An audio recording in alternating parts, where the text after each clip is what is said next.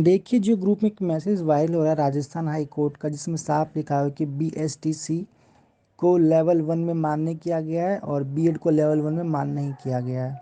और साफ साफ मैसेज फ्लैश हो रहा है कि एनसीटी गजट को रद्द कर दिया गया, यानी कि जो 28 जून 2018 को गजट बना था एनसीटी का, जिसमें बीएड को 1 to 5 में शामिल किया गया था, उसको ही रेड डाउन कर दिया, मतलब कैंसिल कर दिया, रद्द कर दिया। तो इसका इम्पैक्ट क्या बिहार शिक्षक नियोजन में पड़ेगा? कई सारे अभ्यर्थी ऐसे जिनका चयन नहीं हुआ है, या फिर कुछ ऐसे साथी जो इस बहाली को शुरुआत से फंसा कर रखना चाहते थे और अभी भी चाहते हैं, तो इस मैसेज को इस तरह सर्कुलेट ग्रुप में कर रहे हैं जिससे कि अभ्यर्थी में नेगेटिव मैसेज जाए।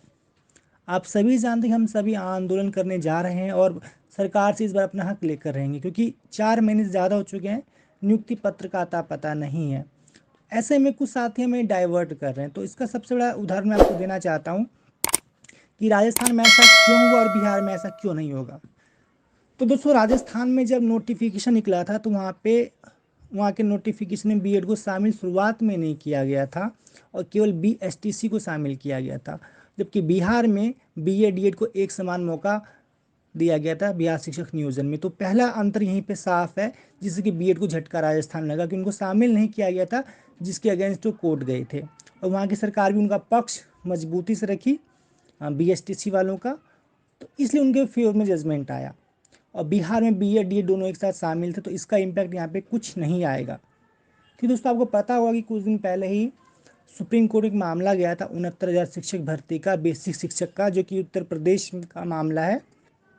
वहाँ पे भी जो बीएसटीसी वाले अभ्यर्थी हैं, जिससे आप डीएलएड कह सकते हैं, उन्होंने एक केस किया था कि बीएड को 1 to 5 से बाहर करो, क्योंकि हम लोग पर्याप्त संख्या में हैं।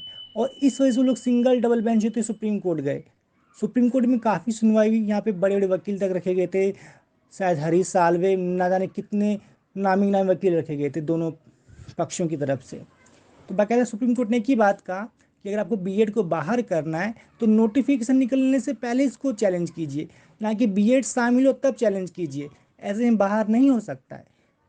तो ऐसे में अगर हम इसका रेफरेंस बिहार की तरफ देखते हैं तो बीएड डीएलएड दोनों शामिल हो चुके हैं, बाकायदा इनकी काउंसलिंग तक हो चुकी है और डॉक्यूमेंट वेरिफिकेशन भी हो रहा है। ऐसे में कोई भी तरीके से बीएड को यहाँ पे खतरा नहीं है। लेकिन हाँ, एक कहावत है, कभी भी किसी चीज़ को हल्के में नहीं लेना चाहिए। तो ऐसे में जो बीएड के साथी हैं या फिर जो डीएड के साथी हैं, जो इस बहाली को कंप्लीट होना देखना चाहते हैं, तो आप उनको सहयोग कर सकते हैं ताकि इस बहाली पर एटलीस्ट कोई असर ना पड़े। जहाँ तक असर पड़ने का सवाल है, इस बहाली में तो कुछ होने वाला नहीं है। अगर ये गजट को रेड डाउन किया गया तो भविष्य में कोई बहाली पे या बिहार सरकार कोई संशोधन करती है तो हो सकता है बीएड को आगे से ना लिया जाए बिहार शिक्षक बहाली में, लेकिन उनको प्राथमिकता दी जाए। लेकिन इस बहाली में ऐसा कुछ नहीं होगा, क्योंकि इसके संदर्भ में खुद कुछ दिन पहले पटना हाई कोर्ट का जजमेंट आया था माननीय अनिल कुमार उपाध्याय के बेंच से। उन्होंने ये बात कही थी कि बीच में खेल के नियम नहीं बदले जाते हैं, इसलिए बीएड शामिल हो चुका है तो ये पूरी तरीके से वैध है। तो ऐसे में कुछ गलत मैसेज सर्कुलेट ना किया जाए। तो ऐसे में राजस्थान हाई कोर्ट का जजमेंट का इम्पैक्ट बिहार में नहीं पड़ेगा, क्योंकि यहाँ पे लोग शामिल हो चुके, काउंसलिंग हो चुकी है। सेम उत्तर प्रदेश में भी हुआ था, जो सुप्रीम कोर्ट गए तो कोर्ट ने टिप्पणी की अगर शामिल हो चुके हैं तो इनको बाहर नहीं किया जा सकता, इसलिए वहाँ पे 69,000 शिक्षकों को ज्वाइनिंग भी मिली और बीएड ये दोनों को इक्वल ट्रीट किया गया। ऐसे ही बिहार में होने जा रहा है। हाँ, फ्रेश भर्ती में अगर कोई इनके एनसीटी गजट को चैलेंज करे तो वहाँ पे इसका इम्पैक्ट होगा फ्रेश रिक्रूटमेंट में, यानी कि फ्रेश बहाली में, ना कि पुरानी भर्तियों में इसका कोई इम्पैक्ट पड़ेगा।